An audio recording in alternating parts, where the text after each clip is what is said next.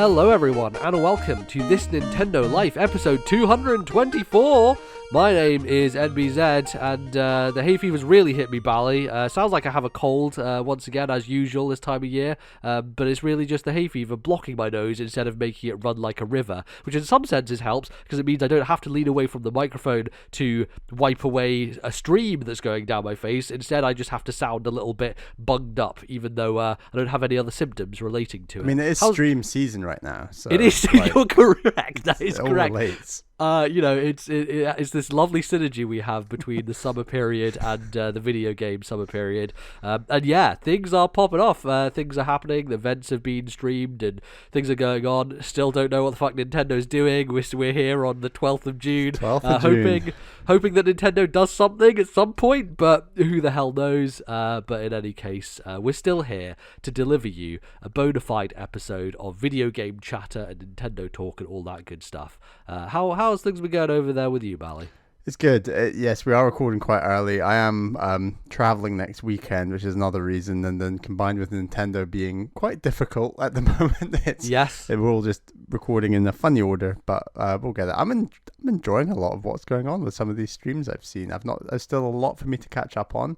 There's a couple of games this publisher's been working on that look really good. They've been going wild on that PlayStation YouTube channel. Have you heard of them?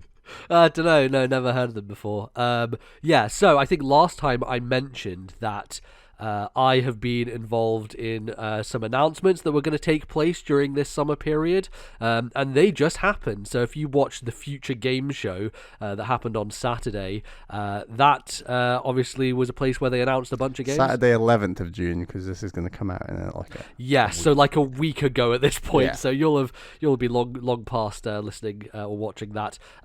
2 games that my company Playstack announced for publishing got announced, which is incredibly cool, and I have been working pretty much non-stop for the last few weeks on stuff like trailers and Steam pages and GIFs and screenshots and everything you can name to get things ready for these announcements and these launches. And the 2 games are the Entropy Center, which is a first-person puzzle game where you rewind time, and you have a talking gun. It's very cool. It kind of rides that line between like funny, but also like melancholic, and the Earth is ending, so you have to basically try and find a way of stopping that happening by rewinding time. And it's incredibly cool. I met the developer last year and then chatted to him and was like, "We have to sign your game," and now we have, and now it's been announced, and people seem to really like it, which is very awesome. And that one won't unfortunately be coming to Switch. It'll be on the other consoles and PC. But the other game that we announced is called The Last Faith,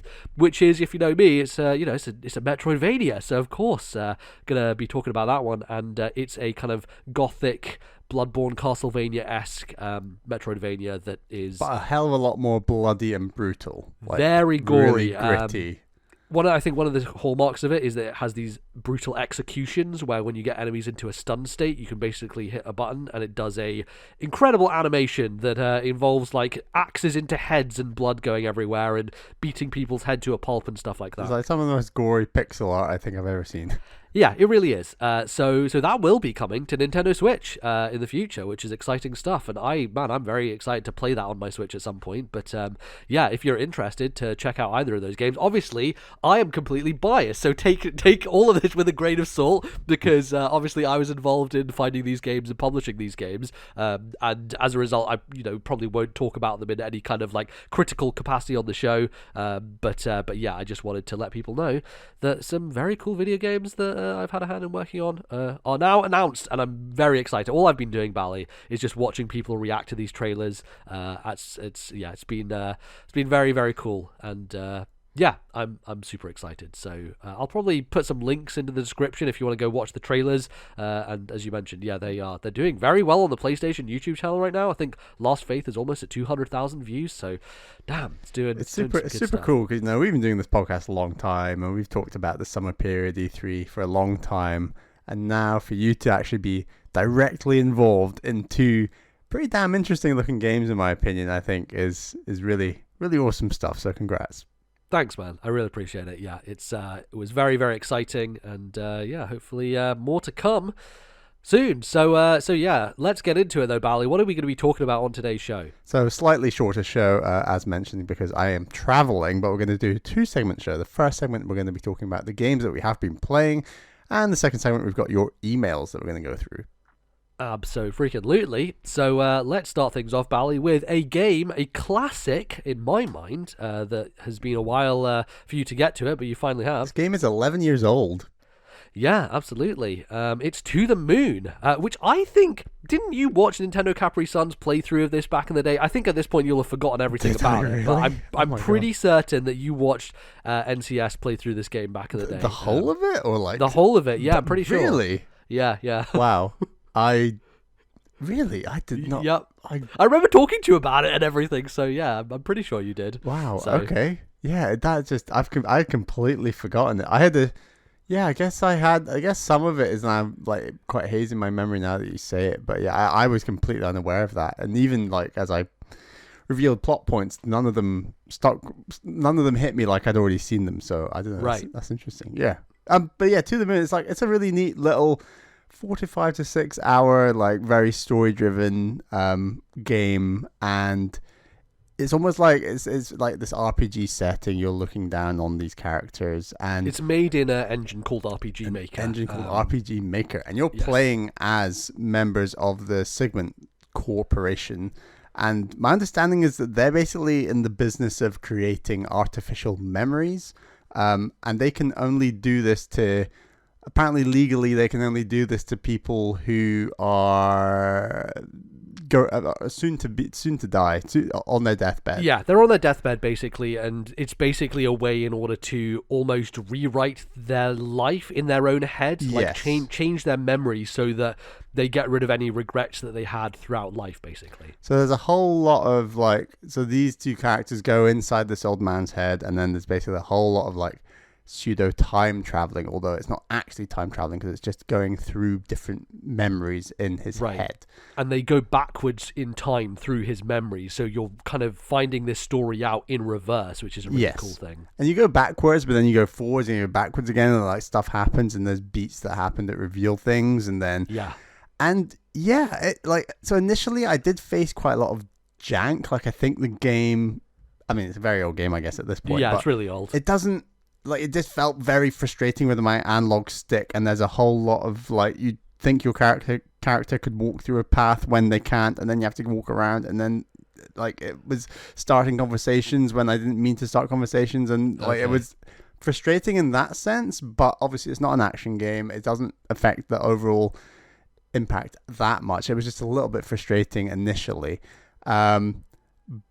and certainly by the end of the game, I'm not going to go into any spoilers, but by the end of the game, I definitely had missed the meaning of maybe a couple of the story beats that I read about online later that I had just slightly missed, or that I thought they'd been slightly misinterpreted. I slightly misinterpreted them in the way that it was conveying those points.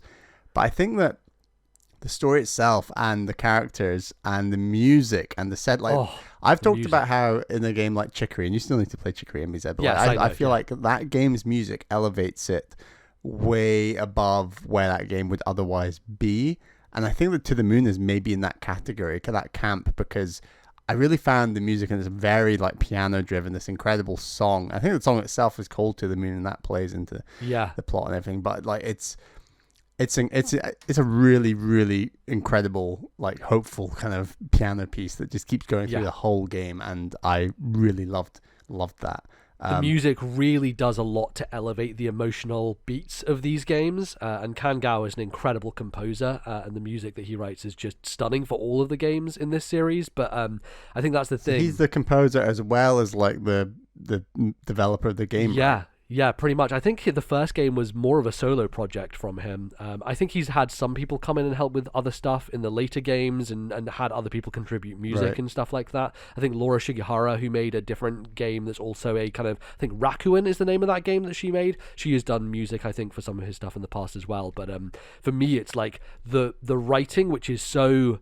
It's so well done. It's so emotional, but also that paired with the music always Imposter Factory last year got me to the verge of tears. These are the only games that can really do that to me. They are so beautifully weaved in that way. And I think the writing and the plot is very serious, but then there's a whole lot of goofiness like written in there as well, and the dynamic between the two.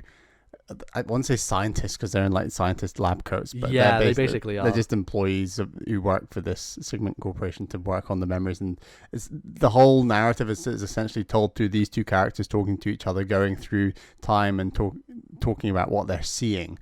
And a lot of their conversations are so goofy and really like. There's a lot of real slapstick comedy in there that is essentially being told through like an RPG lens, and you see this a bit with games like Earthbound and Final Fantasy VI, but then this is a whole game that's essentially those cutscenes broken down into like that kind of that view. Like it's hard to describe, but it's something that's very unique to this type of game that I don't think you could convey in TV, film, or other media. Like it's a very game specific, and I would argue even JRPG, RPG specific kind of comedy, because it's the way that these little, not stick figures, but like sprite figures that you're looking at from above are just doing these little jokes. And yeah, I won't spoil it, but that was in one way in which there was like a story beat I slightly misinterpreted, was because they were sprites and looking down, and I don't know, it's hard to explain, but I know what you mean. I thought the plot was, it's set up quite a lot, and then the reasons behind a lot of these things kind of left me like, okay, yeah, I guess that makes sense. But then I think the character interactions and some of the jokes and dialogue are a lot stronger than kind of the meaning of the story in that sense. I think the emotional beats is what gets me, right? For sure. That's the important stuff. And it does convey that really well. And having these segments of this person's life that you're constantly returning to does build a bit of a familiarity with like what's happened in his life. And so when you return to these segments or areas and then things happen, it does feel slightly more impactful, because you're not just turning up to that situation for the first time. Like it does have some resonance because you've already been there and done that, which it's clever storytelling, and it does feel like it could be done outside of games, but it feels fairly unique to the way that it's doing it. And like within a short 4 to 5 hour game, it's like I like what it covers. Like it's quite a lot to cover, and it's impressive. Well, what you were talking about with the sprites and them kind of like moving around and like conveying things, it's that kind of imagination is bred from the limitations you have, right? So like with those old Super Nintendo games, because they're just sprite characters on a screen, you as a person or a player will imagine it a little bit more in like what it would actually look like in a sense, right? And so because of the limitations, it lends you that ability, because it's not like a fully 3D rendered cutscene, right, where they leave nothing to the imagination. With games, especially older games, you kind of have that element that you bring to it, right? Yes. Which I think is very important in kind of conveying the emotional beats and then what gets across. Yeah. And I was interested because this is something that he's kind of moved a little bit away from in his other games, is the kind of puzzle sections to go between areas. How did you find those, and did you feel like they were superfluous, or did you enjoy doing them? Yeah, I think it's a decent mechanic to force you to collect 5 doodads, basically. Like I like the fact that it's like, right, we want you to explore this area before moving on, but how do we make sure you do it? That's not like, so it's a way of forcing you to look at the different points in an area without it feeling as forced, but you actually are forced because you need the 5 things. Right. I like that about it, because it's like, right, I'm just going to explore. That's an interesting thing. Okay, they've told a little story about this item. Okay, here we go. And right, I've got my 5 doodads, and then I put them into this item that's like each item is like a reference memory or something. Like they're like orbs, and then you slot them into this grid in order to basically figure out a puzzle that breaks open the kind of barrier to the next memory, right? I like the fact that like you pick up the 5 things, so you see the different parts of the area.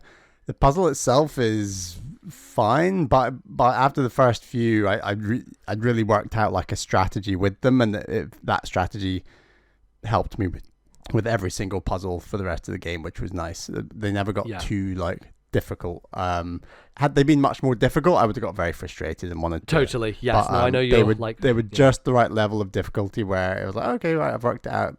done, and that was fine. So it worked for me, but they're maybe treading a fine line with that sort of mechanic in a game like this. For sure. And I think that's kind of like why they moved away from it. Like in Imposter Factory, you still collect all the orbs as you go around and explore areas, but when you get to the gate, you just press a button and they just throw it into the gate. Yeah, I could imagine that appealing to more people. I think that puzzle mechanic will frustrate certain people. Right, because really you're just here for the narrative, right? That's basically what these games are. They're basically visual novels, just in a different type of setting, right? And there's a lot less exploration around areas than I would have thought going into the game, especially with the way that the game opens, where you are walking about a bit more, and suddenly it goes into a much more narrow, linear kind of storytelling path, and that's fine. I think that worked well for this game.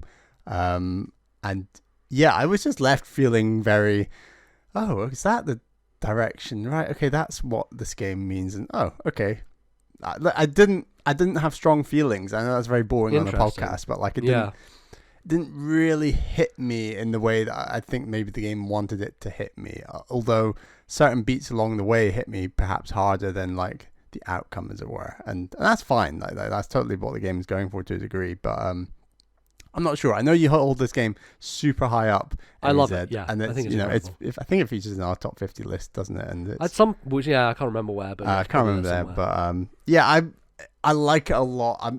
I don't think it's like in that sort of bracket for me personally, but I'm glad I played it, and like it's cool. It's for a game that is from 2011, it's very impressive. Like, I think that's something to say. I would say, like, oh, maybe it's because it is such an old game that you haven't connected with it as much. But that said, like, Imposter Factory that came out last year is doing pretty much the same thing that this did. Like, the style is still the same. It hasn't changed. The game looks exactly the same in terms of its aesthetic and what it's trying to do and its writing and all that stuff.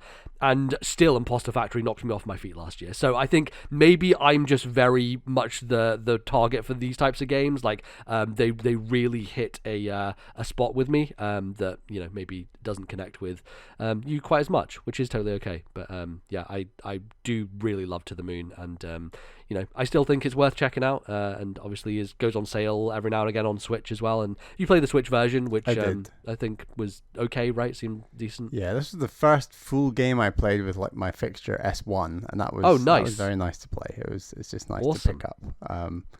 So yeah, and the next one's called like Thingy Paradise. Finding Paradise, yeah, is the next one. I might try that at some point. Yeah. I'm not adverse to that. I'll give it a go. But yeah, cool. To the Moon. Neat little game. I was impressed. Awesome. Well, Bally, let's talk about something you're not impressed with, because on our list here you've written Muso FE trash, which, you know, like, I get it. I don't think either of us are into Dynasty Warriors / Muso games in any way, and generally we were like, I remember, so here's a memory I have of being in my university library watching, I think it was a Nintendo Direct, like during lunchtime, and seeing Hyrule Warriors get announced for the first time, and me texting you, new Zelda game, and then me texting you straight after, oh, no, it's not, it's a Muso game. So I distinctly remember that, like, holy shit, they're doing a new Zelda, and then being like, oh, it's one of these, they're doing this to Zelda, what the fuck? And I think that was the first Nintendo X Koei Tecmo project together, with these kind of Nintendo IP being lent the Muso skin, essentially. And after that, they've done a lot, right? So they've done another Zelda one with Age of Calamity, and then they did a Fire Emblem one at the launch of Switch, and now they're doing the same thing with Zelda, where obviously they did kind of a generic Zelda one, then they did a specific game one. They've done a generic Fire Emblem Warriors, and now they're doing a specific game one, which is based on the Three Houses universe, with all the characters from that game, and it is called Fire Emblem Warriors 3 Hopes. And I downloaded the demo for this just because I was like, well, I love Three Houses. I really like all the characters there. Let's just check this out and see how it is. And, you know, I'm not adverse to the warrior style of combat. I did actually really enjoy playing Age of Calamity when we checked out the demo last year. Like, there's something, like, brainless about it and mashy about it that I'm like, you know what? I could chill and, like, turn my brain off and just kind of mash through this, you know, listen to podcasts. Seems like a perfect podcast game in a lot of ways. So I wasn't really, like, turned off by it. I was just like, well, story story-wise, this Zelda thing probably isn't going to work out. I don't think the story in Breath of the Wild is great, as we both kind of agree in a lot of areas. So Koei Tecmo having their take on it with a weird kind of time-traveling thing going on there probably wasn't going to be that interesting in the first place. But I do think that the writing and the story of Three Houses is really good. And guess what? Koei Tecmo actually made that game for the most part. Like, barely any Intelligent Systems people worked on Three Houses, which means that they are actually kind of well placed to have a storyline that is not like amazing, but like at least, you know, up to the quality of Three Houses in some ways. And so far, what I have to say is it's really delivering, man. Like, I really have enjoyed what I've played. I've probably put about 3.5 hours into this demo. And this demo is beefy. Apparently someone on Twitch played it for like 7 hours, and that was one path. That was like, because you get to choose again between Edelgard and Dimitri and Claude, the Three Houses.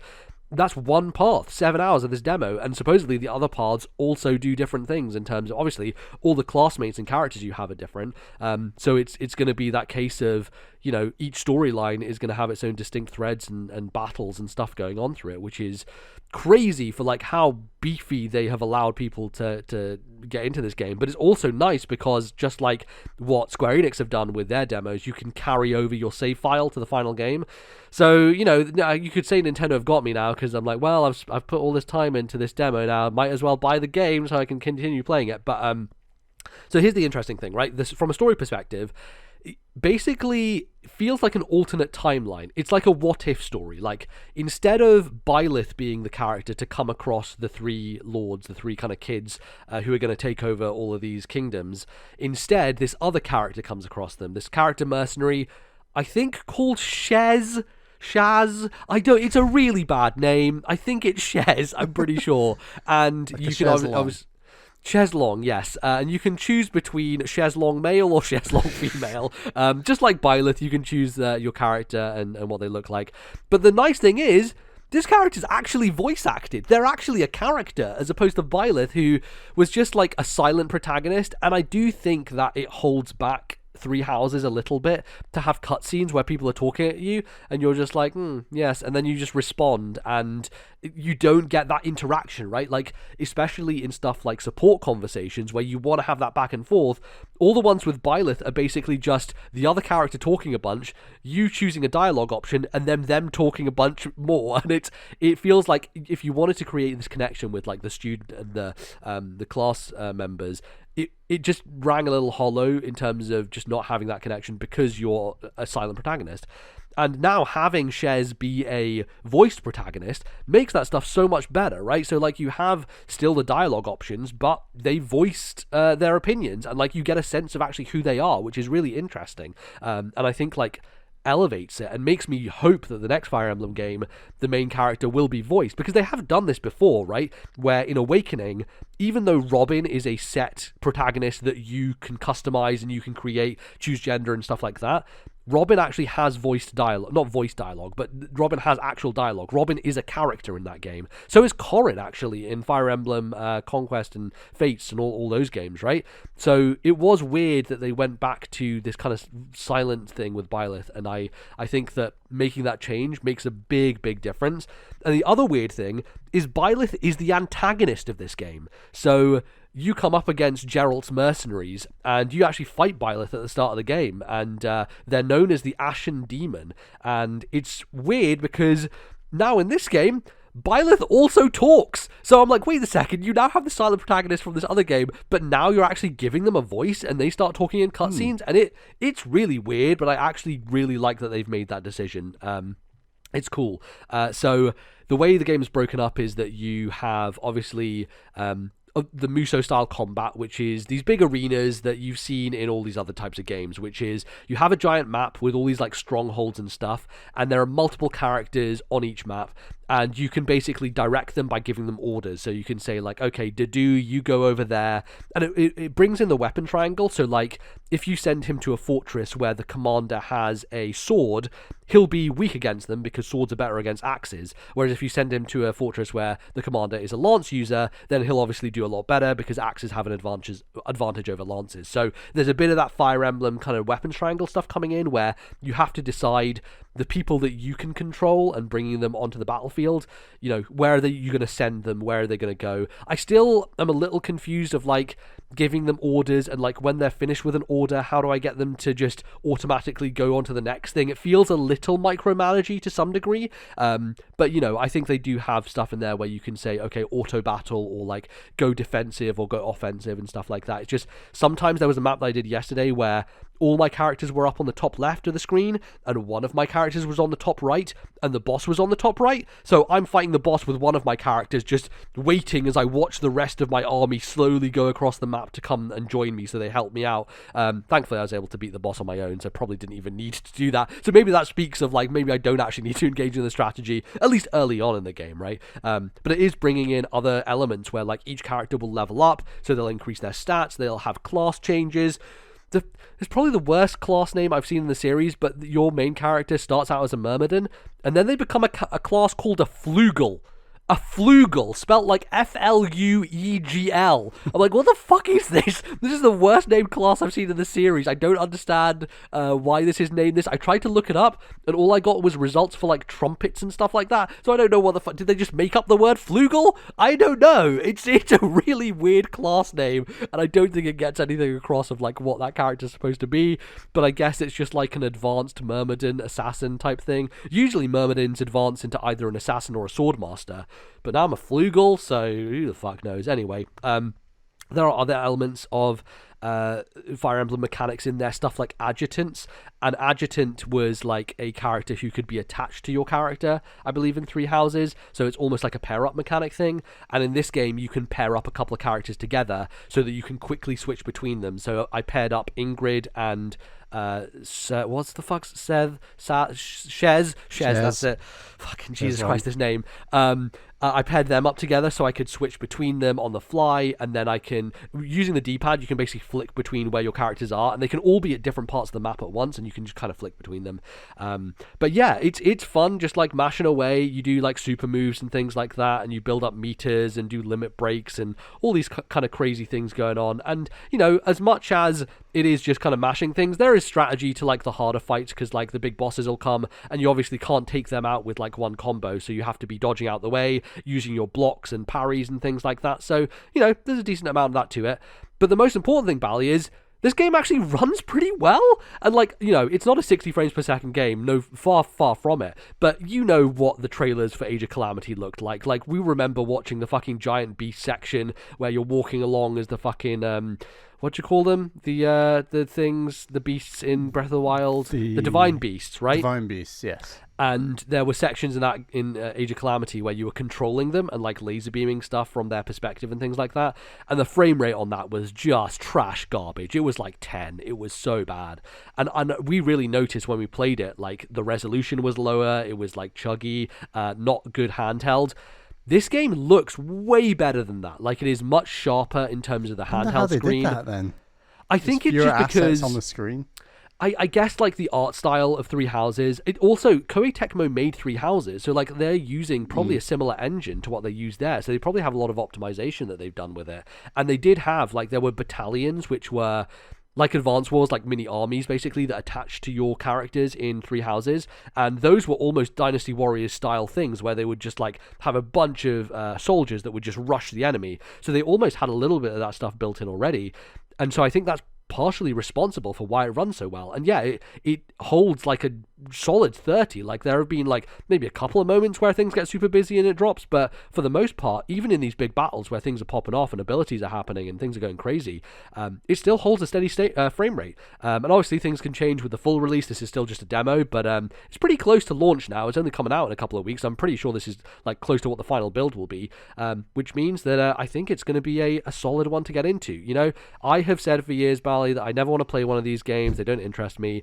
And every time they're like, well, what about a Zelda one? I'm like, no. What about a Fire Emblem one? Just know you are fueling the fire when you buy this. And look, and then they said Persona, and I've had Persona 5 Strikers on my list, on my wish list on Steam for ages, and on Switch, and like I've gotten so close to hitting the buy button on that one, but it might be this one that does me. If it isn't, Bally, this is the thing that's going to happen, and I know it's going to happen.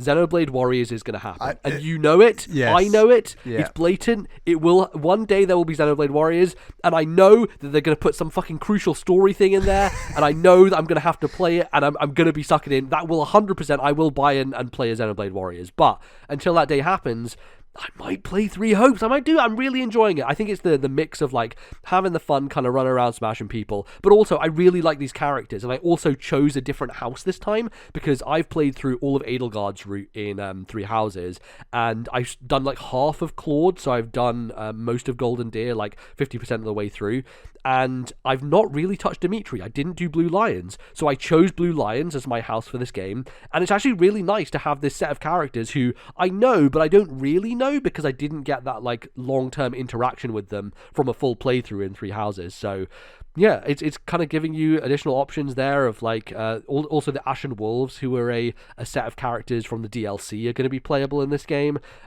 It's really cool. So as a alternate universe kind of story thing, all the cutscenes are great as well. Like the voice actors are all back, like fully voiced, really well done stuff. And I think there's support conversation stuff in here because when you talk to characters, like you raise your relationship with them. But I haven't actually got to any of the support conversations yet. I'm sure they're coming, and I'm sure they'll be great as well, because that was the best part of Three Houses, honestly. All those character interactions, the best in the Fire Emblem series. So yeah, I am shocked how much I like this. I will probably put more time into the demo, and potentially will pick up the final game. So there you go. Miracles can happen, Bally, on this show. I'm shocked.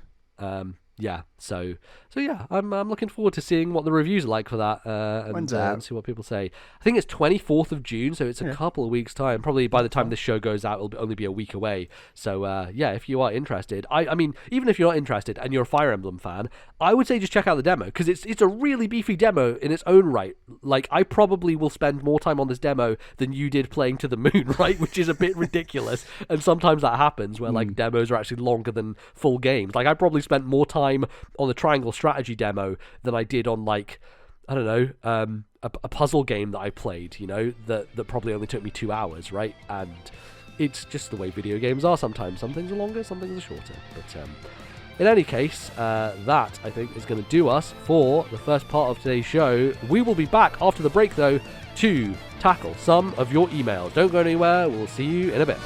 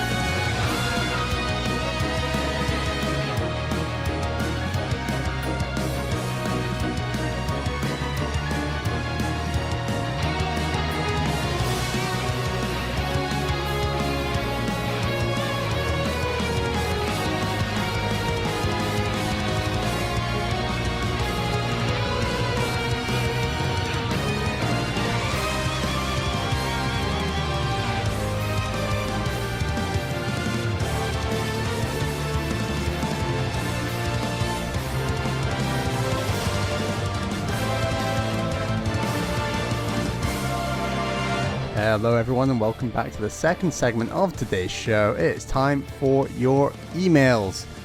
The well's getting a little bit dry. It's not dry, but it's a little bit dry, I might say. So if you would like to send an email to the show, please email ThisNintendoLife@gmail.com. That is ThisNintendoLife@gmail.com. You can also post a comment in our Discord server. We have a channel dedicated to emails where you can leave all your posts, your comments, your thoughts, your feelings, and we'll read them out on the show. Our first email this week is from Miranda, or Mirandoom on Discord, from North Carolina. Says, "Hi Bally and MBZ, I hope you guys are doing well. With it being E3 Summer Games season, I was wondering if you had any favorite E3 presentations, Nintendo Directs, or Indie World showcases. A couple of standouts for me would be the Big Smash Ultimate trailer from E3 2018. It aired on my birthday, so it was a real treat to watch the presentation live that day. The Indie World Showcase from August 2020 was also very exciting. It opened with a badass animated trailer for Hades and also featured an animated trailer for Spiritfarer. Both were so beautiful and well done. Thanks for all that you do. TNL and the community have really helped me keep sane throughout the pandemic. Cheers, Miranda." Awesome. Yeah, it is. It's the time to kind of look back and be a bit nostalgic about the past events, with this year not being as kind of the banger that people maybe wanted it to be in terms of presentations and stuff like that. But it's just all a bit different, right? With Keighley and doing his own thing and spreading out. And supposedly at the end of Summer Games Fest, he was like, well, we're going to do an in-person event next year. So maybe we'll get back to those E3 vibes of people going to the show. Yeah. It's all come full circle. I think so, yeah. Maybe he's the one who's going to just buy the LA Convention Center with all that money he's made from the Game Awards and put on a big show there. So who knows? But yeah, there are a lot of these presentations throughout the years that have been very memorable to me. Actually was rewatching some because MinMax are doing a thing that we used to do, which we called E3 Rewind, where we rewatched old press conferences, where they have been going back and watching old conferences from different years. And I think one of them they watched was one of the worst Nintendo E3s of all time, which was, I believe, 2008, where you had Cammy Dunaway, who is the new, she's like, this is the mom's person. She's like the mainstream big, like, she's Soccer a mom. moms. She loves Wii Sports, so now she's gonna go out there and talk to the moms. But it was E3, and so like none of the moms were watching E3, so it didn't really work. You had Ravi Drums doing his fucking Wii music thing. Then Miyamoto comes on stage. The Wii music performance is just awful. It's so bad. And the only new game they have is like Animal Crossing. Let's Go to the City. And is that also where they demo Skyward Sword and it goes pear-shaped? No. That's later. That's later Okay. on. So yeah, this 2008 one, which I rewatched with them, was it's a fun thing to look back on. We commentated on that one as well, I believe. I think we might have done, yeah. Well, there are a few ones that we've done over the years, but it was still in the era where Reggie would come on stage and be like, "Here are some bar graphs, and let's look at Sony and Xbox suck." Yeah, here's Sony and Xbox. They're these tiny little bits in this pie chart. Nintendo, it's like 90% of this pie chart. That's the kind of shit they were doing. So why do you think there was a time where part of the presentation was about slagging off the competitors to now not even acknowledging competitors exist? Like, what changed? Yeah, well, I think during the GameCube era, especially when Reggie came on board, they were about being like, we're edgy Nintendo now, right? We don't give a fuck. We're gonna say we're better than PlayStation. We're Mario in Sonic's clothes. Exactly, yeah, it was a little bit of that. And I think eventually they just got to this point where they're like, no, we're different and we're not really competing with these guys anymore, so there's no point in comparing ourselves, and we should also just, like, I don't know, just not do that because it's maybe in a bit bad taste, potentially. If they'd been talking all that smack talk and then the Wii U comes out, it's not a fun place to be in. No, totally. So, yeah, it is a weird change that eventually happened, but also, like, the reason why they had to do all that stuff back then is because back then, we still call them press conferences now, but what a press conference really is it's for the press, right? So it's like, it was also like for the retailers, right? E3 was originally built as a show where press could come and write about the games, but also retailers could go there and get informed about what was coming out for the holiday season, so that they could stock their inventory with the games that they thought were going to be selling the best, right? So as a result, it was a trade show, right? And that was the real main thing. And eventually, they just started streaming these press conferences, and over the years, video opened it up to the public ultimately. Before Exactly. It obviously became open to the public, right? And once that happened, it became like, well, this is a consumer-facing thing now, and so we can't just be talking about numbers and spreadsheets because they're interested in getting excited about the new games coming out. So this shift happens, I want to say, probably after that year, around 2009 and 2010, because I remember 2010 as a pretty damn good year for Nintendo. It's probably one of my favorite presentations from them at E3, which is Kirby's Epic Yarn gets shown, Tropical Freeze gets shown, you get the first trailer for Other M, you have Golden Sun coming back on DS, like really big bangers, like lots of amazing stuff happening at that press conference. Actually, maybe it was 2009, but Other M definitely got a trailer there. It could have been 2010 because actually that's when Other M came out. So Other M would have been revealed in 2009, but then it got another follow-up trailer the year after. So it was like all these big franchises that were coming back, like this amazing looking Kirby game with a new art style, Donkey Kong returning, with his Wii game, and then, having Golden Sun come back from the GBA days. Like lots of core games, core franchises being focused on, which when you compare it to a couple of years back when they had done all the Wii Fit stuff and Wii Sports Resort and all these things, it felt like the end of days for the Wii when Nintendo were kind of trying to pander back to the the hardcore audience again, and it just didn't work out for them, because obviously people who were interested in the Wii had kind of stopped buying games for it and were only playing Wii Sports on it and stuff like that, and the hardcore audience was very, very small. I think that might also have been the year they showed off Skyward Sword as well and did like a bit of early Skyward Sword reveals and stuff like that. So yeah, 2010 stands out to me as a really good year in terms of Nintendo stuff. In terms of modern era, there's a lot of good stuff that happens like around the Wii U era, weirdly, right? Like there's I was gonna say, the thing, it was 2014 to 2015. Yes. I think was the Star Fox one, which was a great presentation because they had the puppets and that was amazing, but they basically only showed off Star Fox Zero and there was very little else. Yeah, but so do you want to talk about 2014? Because that was the year before that, they revealed for the first time both Splatoon and Mario Maker, which are arguably two of the most innovative, like, new franchises. I guess Mario Maker is not a new franchise, but you know what I mean, like new ideas that Nintendo done, like in the same presentation. And I think that was on top of having more Breath of the Wild info, I want to say. Do you remember this? Definitely. No, it's the Breath of the Wild reveal, wasn't it? Because it was Anuma standing in front of the green field. Yes, it was, and that it ended with 2015, right? Was the number, or I think it was, because it was, they did it in 2014 and then they said it was coming 2015 maybe. I can't remember if they did actually put a date on that, but yeah, it was Anuma in front of blank, and then he snaps his fingers, and all of a sudden there's this massive field, and Link standing in the middle of it, and you get that final thing where he's being chased by the Guardian, jumps off of Epona and pulls back the string on the Guardian arrow. And we're just like, oh my, this is. I mean, it was a CGI cutscene, right? Yes, but it was still like setting the scene for what that game was going for with those Guardians, and we were both just like, what the. This is ridiculous.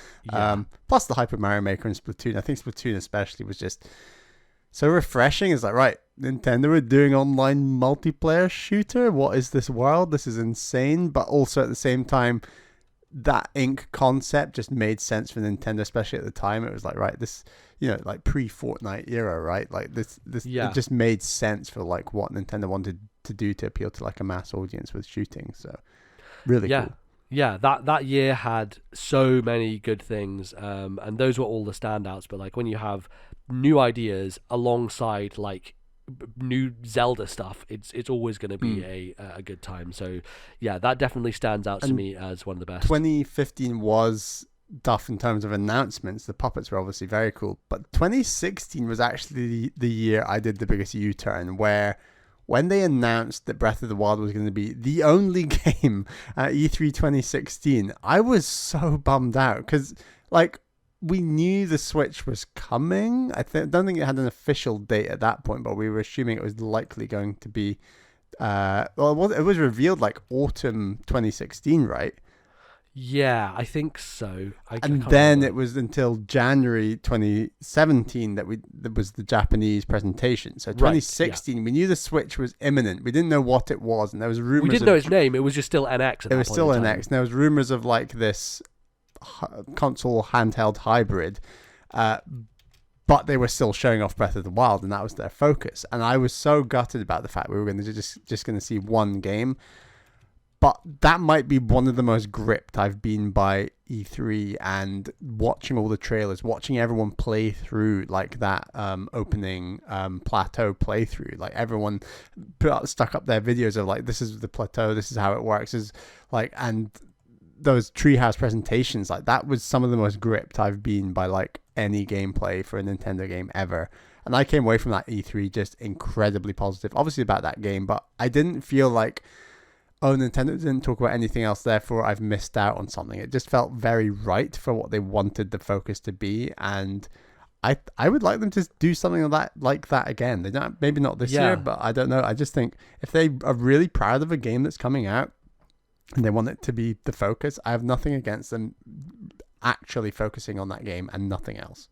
As long as they have enough to show, right? Because I think... As long as they have enough to show. The plateau was much more vast than I think we would have ever predicted. Exactly. Like, I remember just being absolutely hooked on those treehouse streams. Oh, like, God, I yeah. didn't move from my seat for that entire, like, evening. I think it ended up meaning that we recorded later than we wanted to for our reaction podcast.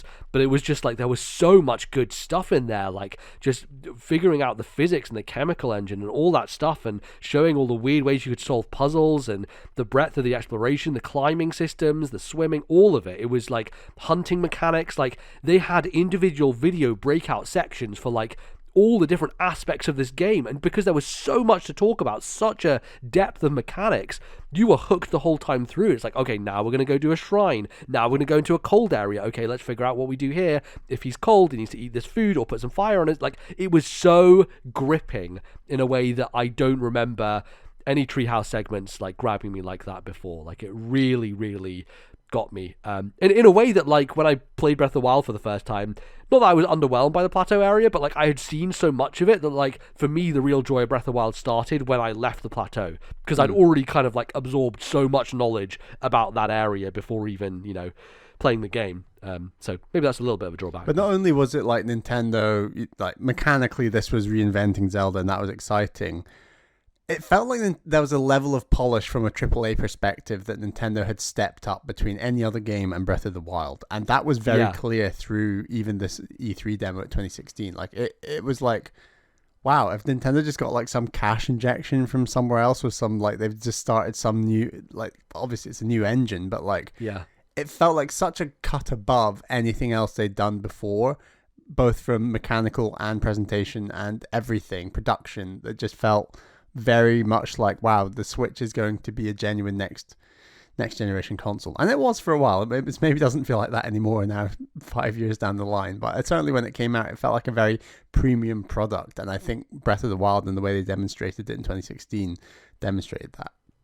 Yeah, definitely. It was a banger. And I don't know what they're going to do with this new game, because they could do the same thing, and I would not be against it. I think that would be good. One that stands out for me is, so this was November of 2015. So 2015 and 2014 and 2016, I think all these middle years of Wii U, weirdly, even though the company was doing bad, like, they had some fucking great presentations. This is the presentation that ends with Cloud and Smash, which I think is one of my favorite reveals of any Nintendo thing. Like, it was absolutely wild. But also, this presentation had Twilight Princess HD at the top. It had stuff like SteamWorld Heist getting announced, stuff like Fire Emblem Fates. You had Dragon Quest 7 and Dragon Quest 8 in here. They also announced Pokemon Red, Blue, and Yellow for Virtual Console, which was a really big deal back then. Bunch of stuff like the Mega Man Legacy Collection. There was more stuff on Xenoblade X. Bally, this is the show. They announced Nintendo Badge Arcade, one of the best things about the Nintendo 3DS. So this one, I think, even though it had like some weird stuff like talking about, I don't know, fucking Mario Tennis Ultra Smash, which was a nightmare, I think the strength of like all the 3DS things in here, of being like, oh shit, yeah, they're porting the Dragon Quest 7 and 8 from Japan, they're bringing them over, and Xenoblade X kept looking amazing, and then finishing with Cloud was just a really cool thing. So that one really calls to me. I remember going and watching, this was before Game Trailers shut down, it was one of the last directs before they changed to Easy Allies, and I remember watching their reactions to this stream, and it was so much fun, because it was just off the wall. So that was a really good one as well. And yeah, there's been so many over the years, it's hard to like pin down. It's very hard to parse them out in like your mind, especially like the indie worlds, and it goes without saying that like the Indie World is one of the most positive changes for Nintendo, I think, in the last 100%, 5-6 years, and especially with Switch, that is still, as much as we get great indies on other systems, the Switch is still like, it feels like it's still leading the way in terms of like day and date releases on most of the big indies. And like Xbox have kind of clawed that back a little bit, but not as much as you would have expected. Yeah, totally. They've done a really good job with that stuff, and we continue to like cross our fingers for amazing stuff from indies that we've heard of. I think probably the best indie world, or the one that sticks out to me the most, is the first one we got after the Switch had come out, where they announced stuff like Golf Story, and they said that Hollow Knight was coming to Switch. Oh my God, yeah. Like, there were so many big announcements of indies that either were new and looked really cool, or were stuff that had been on other platforms and were coming to Switch for the first time. And I remember that one being really like the game changer of like, oh man, this system really is very focused on these smaller games, and this is where they're going to thrive. And it kind of set the tone going forward for what at this point is the best place to play indie games, which is really, really cool. So yeah, lots of great memories, lots of good stuff. I don't know if there's any others. I mean, you got to call out 2004. That's the one where Reggie starts his journey. That's where he comes out on stage and says his famous lines, and then you finish it with the Twilight Princess trailer. One of my favorite trailers ever. Was it 2005? It's either 04 or 05, and I can't remember which it is. But it's The Lord of the Rings Twilight Princess trailer is just with the Conan the Barbarian soundtrack. Yes. Yeah, it's just. That trailer, and obviously we weren't there and got the feel of like the room in the same way. But like magazines, I remember reading about it, right? Like that's how we ingested it back then. Yeah, and we were already pretty big on Zelda by that point, and it hit hard. That was big. I would even argue 2016 with all the Breath of the Wild stuff was bigger, which I never thought I'd ever say about a Zelda game after that trailer for Twilight Princess. I think obviously the presentation, the January presentation, which we thought was very bad, had the best trailer, the Breath of the Wild actual amazing trailer. Yeah, that was as negative as we were on that overall thing. The fact that trailer was in there, that was just the most insane trailer. Our hype levels were crazy for the Switch coming out, and with that game, it was just ridiculous. For sure, yeah. But I think probably the one of my other favorite ones is just Panic era Nintendo in 2013, when they're like, shit, the Wii U is bombing, what do we do? And they have a direct that announces Fire Emblem Cross Shin Megami Tensei, it announces Xenoblade X, it announces Link Between Worlds. Like, that was a crazy good direct, but also it basically announced everything in their slate for the next 3 years. I was like in February. It was a February one. It was basically like, shit, this system isn't selling. What do we do? And they just announced so many bangers. Like, it was such a great one. 3D World came out that was revealed in like summer, I think, and came out November. Yeah, well, remember with 3D World, there was an E3. So this was the first year they did a direct for E3, was 3D World. And because they had done the previous year ended with Nintendo World Fireworks, right? That was one of the worst ones, where they're doing Zombie U with Reggie on the gamepad and his face turns into a zombie. They're announcing stuff like Assassin's Creed and Batman for Wii U, and they end with Nintendo Land Fireworks, and that was the last live E3 presentation Nintendo ever did. 2013 is where they have 3D World, but the E3 trailer is really bad. It's super boring. It just shows like the grassland and stuff. This is after Galaxy 2, which is just like jaw-droppingly incredible. And after 3D Land on 3DS, which made it feel so similar, and just like they were kind of phoning it in for the big console. And it wasn't, I think, until maybe September of that year when they have another 3D World trailer that's just like banging. It just knocks it out of the park, has so much variety and color and all this different stuff. That was a big turnaround for me, because I remember. And the game came out and it was fantastic. Like, I think it's still a very good game. So like they did their job, and a bit like the two Odyssey trailers, where you had that initial Odyssey reveal, but then you just had the most bananas, wild, crazy shit reveal of the captures, and like that was totally saved for later, which was just awesome. Couple more for me real quick. So I think that one of my favorite things at E3 that wasn't technically their presentation was the Mario Maker tournament thing. You were around at my house. We watched this together, and I think both of us, when Mario Maker got revealed in the direct, we were like, okay, that's cool. Probably not as much for us because we're not that into 2D Mario or whatever. And it was that tournament where they showcased the breadth and the depth of stuff you can do with Mario Maker to create levels that were unlike anything you'd ever seen in a Mario game, that really sold me. Where they had the speedrunners play it, and there was a contest, and all these levels that the Treehouse people had made at Nintendo of America.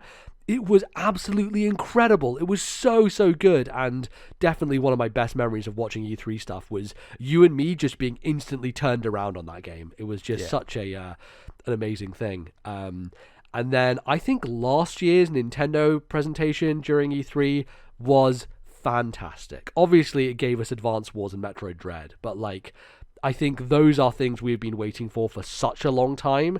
And to get both of them in one was just like, oh, chef's kiss. It was beautiful. It was so good. And they had a bunch of other stuff last year as well that was fantastic. Bayonetta 3 came back, right? Like, it was so good. We had such a great amount of stuff from that, and that's definitely up there now for me. 2021 is actually one of the best ones they've done. It was so great as well because it was after such a quiet year with 2020. Yes, it exactly. Felt like, wow, Metroid Dread was just, and that game came out and was incredible, and we absolutely loved it. So it's one of the best games on It's Switch. very cool. It absolutely is, and that's what you want to see. You want to see things come back that have not been around for a long time and really knock you off your feet, and that certainly did. It did the job, which is fantastic stuff. And thank you for your email, Miranda. It's nice to reminisce about E3. Absolutely, it's a happy navel time. gaze as always. Our next email is from friend of the show, Matt Lorgan. Says, hey, MBZ and Bally. Firstly, want to say thank you always for the pod. Listening to TNL and NintendoLife frequently make even the most boring of chores around the house enjoyable. Now, as people who have forever been obsessed with video games and following games media, I wanted to ask, are there any games that you never got around to playing, but that you still frequently think about because you followed the media coverage around them for so long? As a monthly subscriber to the official Nintendo magazine back in the day, there's so many games on the Wii and DS that live rent-free in my head to this day, even though I couldn't afford to pick them up. For me, it's titles like Deadly Creatures, Mushroom Men, The Spore Wars, and Cursed Mountain on the Wii, or Contact, Dementium, The Ward, and Scourge Hive on the DS. I've even started to pick up a few of them online and in Kex to finally add to my collection. Do you guys have any games that have stuck in your brain, even if you've never managed to get around to playing them, or am I just weird? Thanks, and keep up the great work as always, Matt. Thanks, Matt. Definitely something that you are not alone in. I have definitely, over the years, and I think a lot of this comes back to reading those old magazines. We obviously grew up with stuff like Official Nintendo Magazine. In fact, we read NOM back before it was official, O&M. It was Nintendo Official, which I don't know why that was different and what the change was there and stuff like that. But we definitely, I'm sure, had a lot of things that we remember from, especially with the last question, right? I think I followed a lot of E3 stuff through those magazines before they were all live streamed, but mainly it was focused on what games were coming out. And there were quite a few that I remember reading about back in the day. Bally, do you have one that sticks out to you the most of those types of games? I was going to say, do you remember GBX?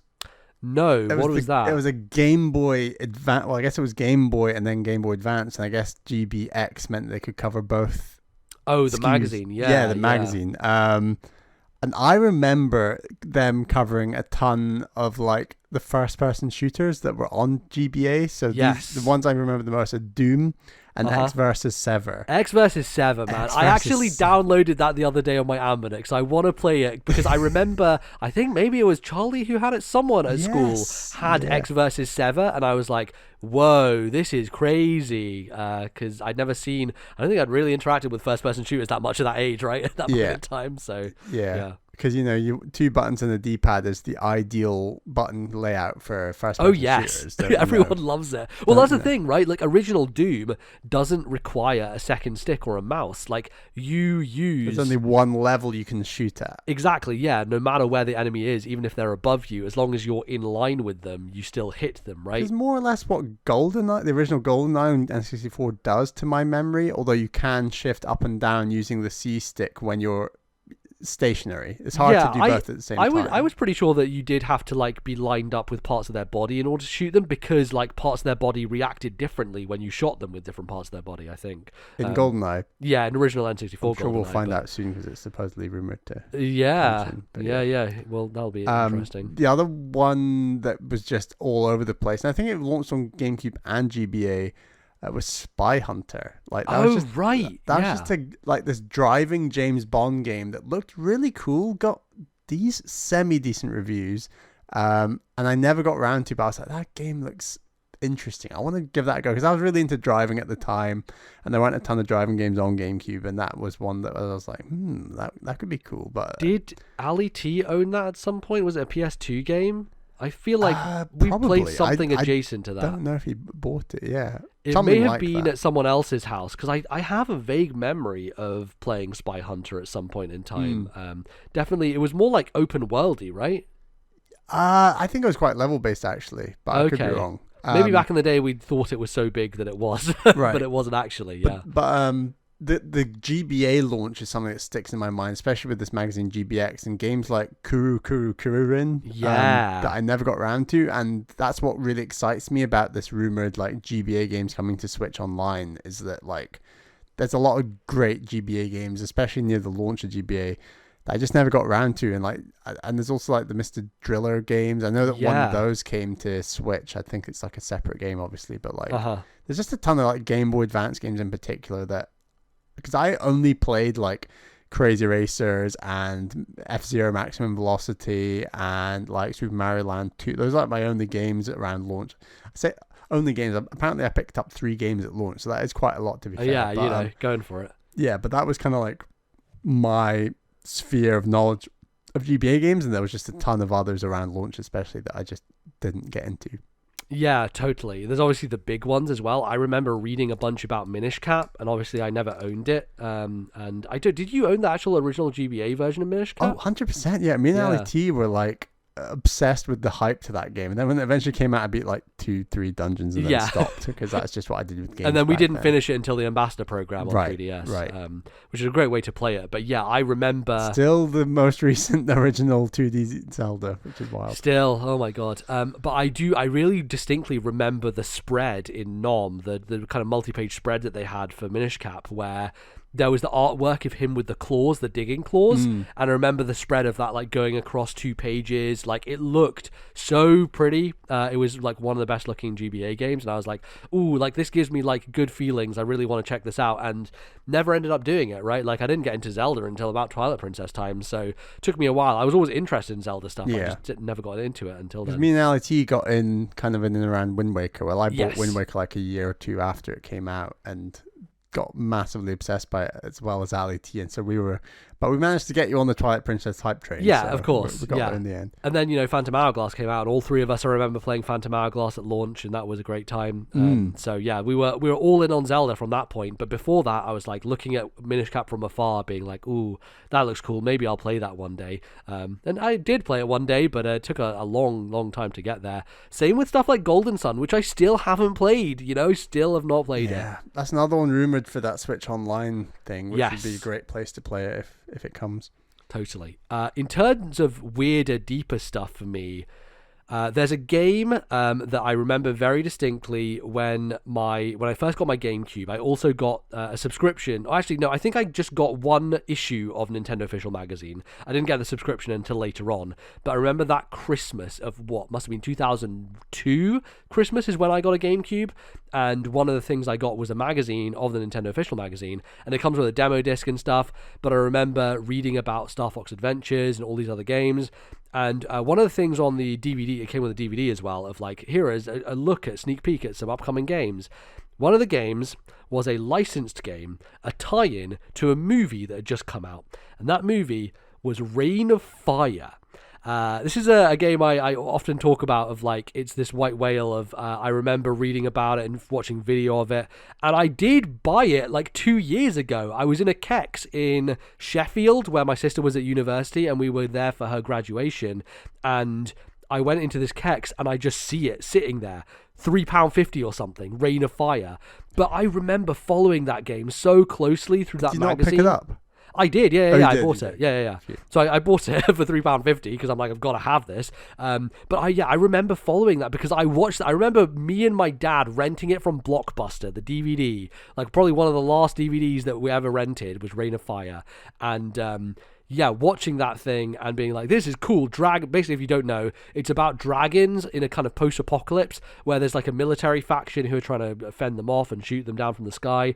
But yeah, I was just obsessed with how fucking cool the dragons looked and the CG on them, and they were just like burning the shit out of everything. So I see this game and I see you can control a dragon and you can like blast fire from your mouth and like destroy everything. I'm like, this is the coolest shit I have ever seen. Like, I have to play this game. And of course I don't get it, and then I don't play it for years and years. And eventually I pick up this copy in Kex, and I'm like, okay, I remember being back in Edinburgh, and I was like, I'm just going to pop in Reign of Fire on my GameCube. Let's go. And let me tell you, I've not been more disappointed in a game in my entire life. This shit starts out, and you are some military dude just running around on the ground. Like, tiny little guy. The controls are awful. The frame rate is absolute garbage. You can get in, like, a little vehicle and run around and start shooting. And you're shooting, like, these kind of, like, little dragon guys, so they're not the impressive big one. And I tried playing it for like a good hour and a half. I think it made me motion sick because how bad the frame rate was. And I didn't get to the part to where you played as a dragon because it was too hard. It was just like, it was so fucking brutal. And I was like, this is bullshit difficulty. And like, I can't get past this section. It wasn't fun in any way. And I never got to play as the dragon. I still own the game. It's in Edinburgh. Maybe one day I will like push through. I'll find a cheat code or something that lets me go to that level where I play the dragon. We're better gamers now. We know what we're doing. I mean, this was like 2-3 years ago I tried playing this Valley, so it was really hard. It's one of those things, right? When you're a kid, you're like, oh, this game's hard. Well, must be bad. No, Reign of Fire is a terribly designed game with like awful balancing and like everything like that. So I tried to get as far as I could with it and see the cutscenes. I think there's cutscenes from the movie inside of the game as well, which is a fun thing. Ooh. But yeah, one day, Bally, I will play as that dragon from Reign of Fire and rain fire over everyone, and it will be the experience I imagined as a 12-year-old. I guarantee it. It must be. When you said dragon like flying over things, I thought of that, like, was it a PS3 launch game? Oh, Lair? Lair with the 6-axis. And I remember the footage of the dragon where you can like walk around on the ground as a dragon, then take off and scorch people from the sky. Yeah, man, I would have been super into Lair if I'd known about that back then, but I didn't, so I guess Reign of Fire was my hill I was willing to die on, and still am, I guess, apparently. Another one that really sticks out to me from magazines of, like, the art style really popping was Alien Hominid. Alien Hominid was a big one for me, where, like, obviously those guys went on to make Castle Crashers and did huge numbers with that game and have done super well afterwards. But Alien Hominid, to me, is really interesting because it's almost like the first example of an indie game for me, where it's this kind of 2D side-scrolling, like animated thing that didn't look like anything else that was coming out on GameCube at the time, and had almost like a Flash cartoon vibe to it. Like, I was big into Newgrounds back in the day, so this instantly spoke to the part of me that was watching Legendary Frog cartoons and like all of these other people doing stuff on Newgrounds.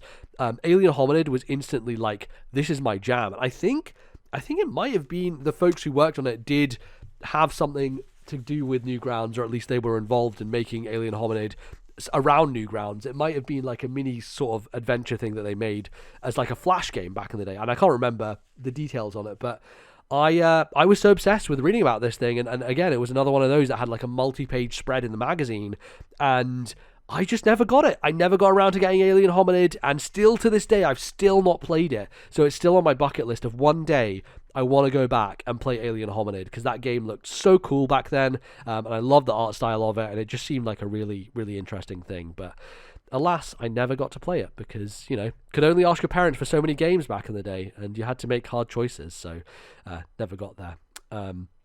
Any others for you, Bally? Okay, here's one that I ended up picking up later, but I believe launched with the GameCube. And that is Cell Damage. Do you remember this game? I don't. Is it a racing game? So Cell Damage is a kart battle game. And if you look up footage, you'll remember it immediately. I think it was cross-platform as well.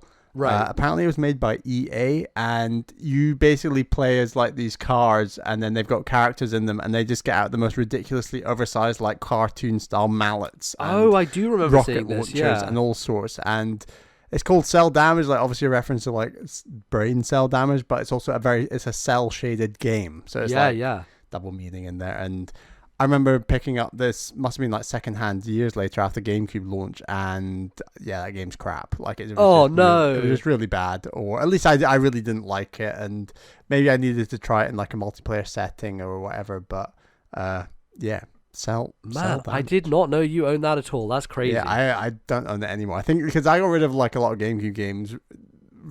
Unfortunately, I regret doing this, but like just giving them away to charity or whatever. But yeah. Oh, well. Damage. Yeah, that's cool. Probably some bigger ones for me would be stuff like Path of Radiance, which obviously I was a big Fire Emblem fan for the GBA stuff, and so I followed it, but I just never ended up picking it up, and I don't remember why, but I just never did.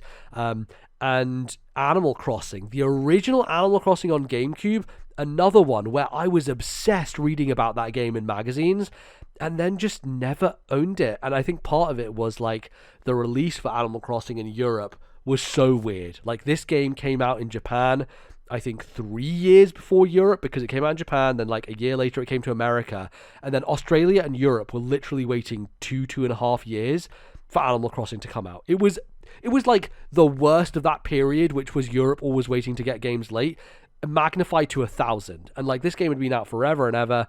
I'd heard people talk about it, and then reading about it in the magazine and just seeing it. There was what was his name? Mike something in Nintendo Official Magazine. But I remember Mike, and Mike's girlfriend was playing Animal Crossing, and she had put like a diary of what she had been doing in Animal Crossing, and they wrote that up in the magazine. And I remember this so strongly, of her, daily chores and activities she was doing in Animal Crossing. This like diary thing was a feature, and it was this really cool thing of like, man, I love this idea of this little town where these animals, and you can get like old games, and you can play those old games on your GameCube, but also like decorating and talking and like doing all these fishing activities. Like, for me at that age, it was like the perfect chill kind of like experience that I wanted to get into.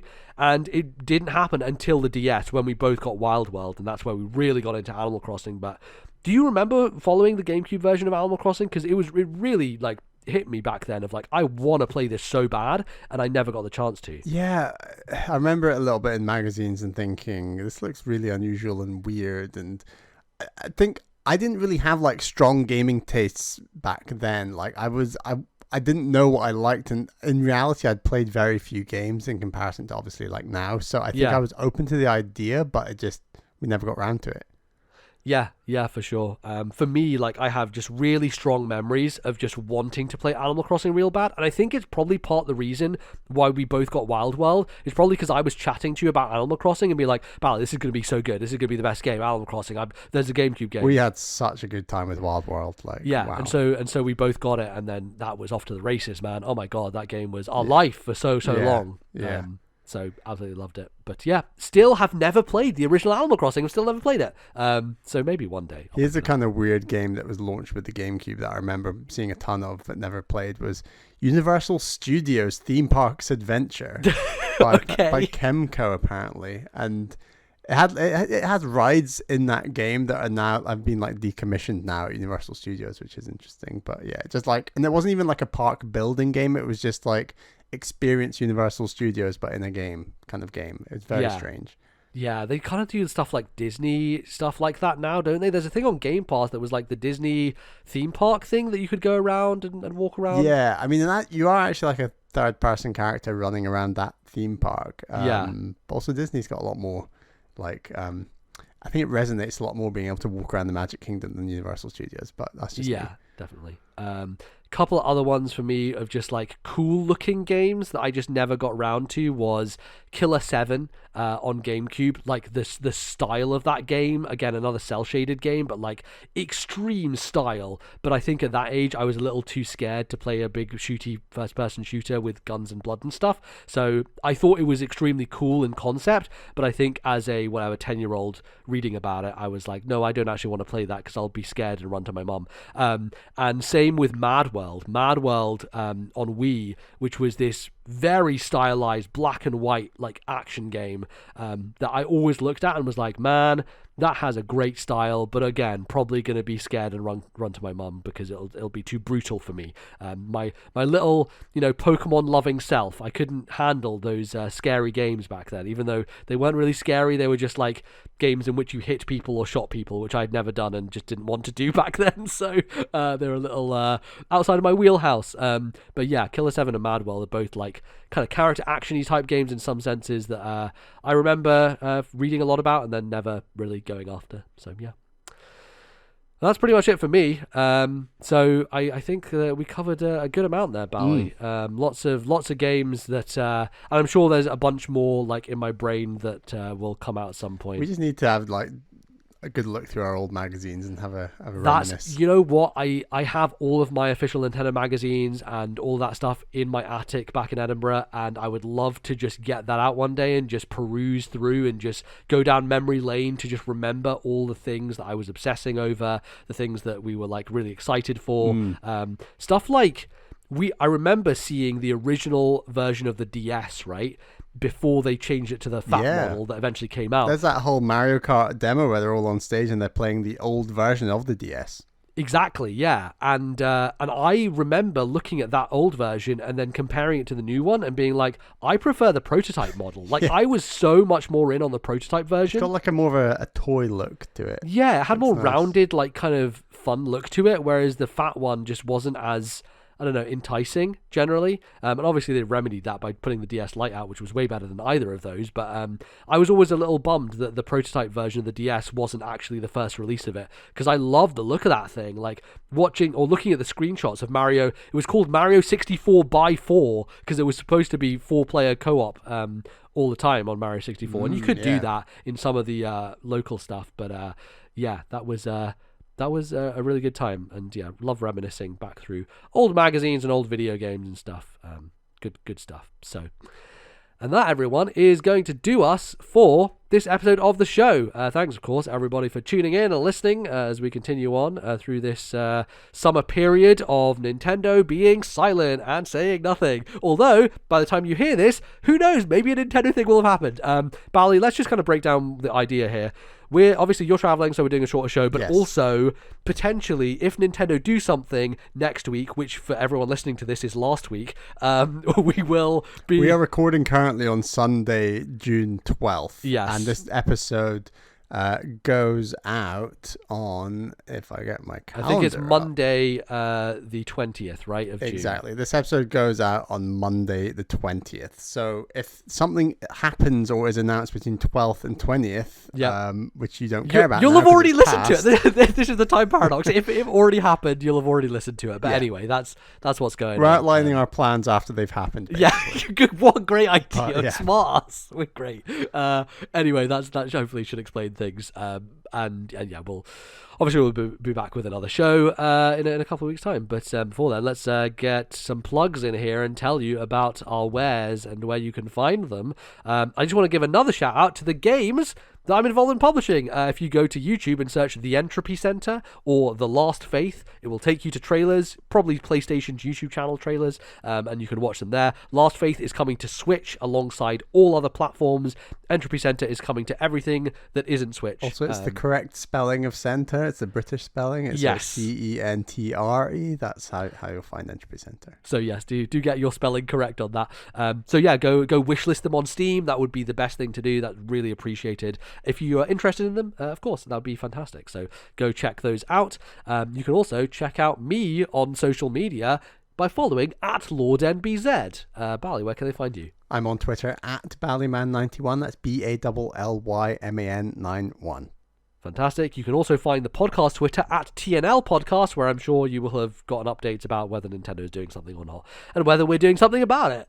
So yes, go follow there and get all the updates and news and everything about the show.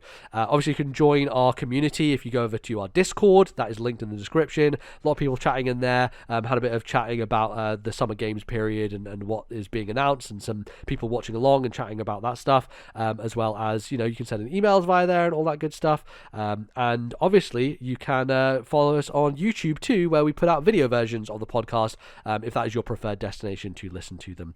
Good place to follow. youtube.com/ThisNintendoLife. If you would like to contribute to the show in some way and have your emails read out, you can send them to our email address, which Bally will remind you of once more. Please email thisnintendolife@gmail.com. That is thisnintendolife@gmail.com. Fantastic. And yeah, you can find the show in a lot of different places. We're on Spotify. We're on Stitcher. We can be downloaded in any podcasting app. If you have an app on your phone, you search This Nintendo Life, you should find us there with a logo that looks like a Game Boy. Subscribe to us. It's great. It means you don't have to download individual episodes. They'll just be done straight to your phone. Easy as pie. And of course, Bally, we'd like to thank some people who support us in a great way over on patreon.com/ThisNintendoLife, where you can go for bonus episodes to hear us talk about non-Tendo stuff. We will be talking about probably the Microsoft and Bethesda show, and as well as a bunch of other stuff. Which you can go and listen to on Patreon, which is fantastic. So go and listen to that. You can also get bonus conversations. Had a bit of a chat about Obi-Wan. Gonna have a bit of chat about Giant Bomb stuff. So go and listen to that stuff as well. Bally, we'd like to thank some of our patrons. Yes, thank you to our $10 tier patrons. They are Zach S, Atari Alex, Thomas, Matthew, and Albert. Thank you all for your support. But thank you to all of our patrons. It's hugely appreciated, the support you give the show. And hopefully you enjoy the bonus content. Yeah, absolutely. So do check that one out if you are so inclined. But that, I believe, brings us to the end of the show, Bally. I don't know why my voice is going like this, but I don't know. I've had a long week, man. I'm fucking tired. I was, editing trailers and like figuring stuff out, talking to PlayStation. It's a whole thing. So, but now you can just sit back and watch all the hits come in, watch the reactions. It's a good feeling. Honestly, yeah, I'm thrilled by the reaction. Everyone has been very, very nice and positive about both trailers, which is really, really good and validating. So excited for more on that later. But until then, I think I'm just going to go to sleep, Bally. So thanks everybody for listening. We'll see you next time. Until then, we'll see you soon. Bye-bye, folks.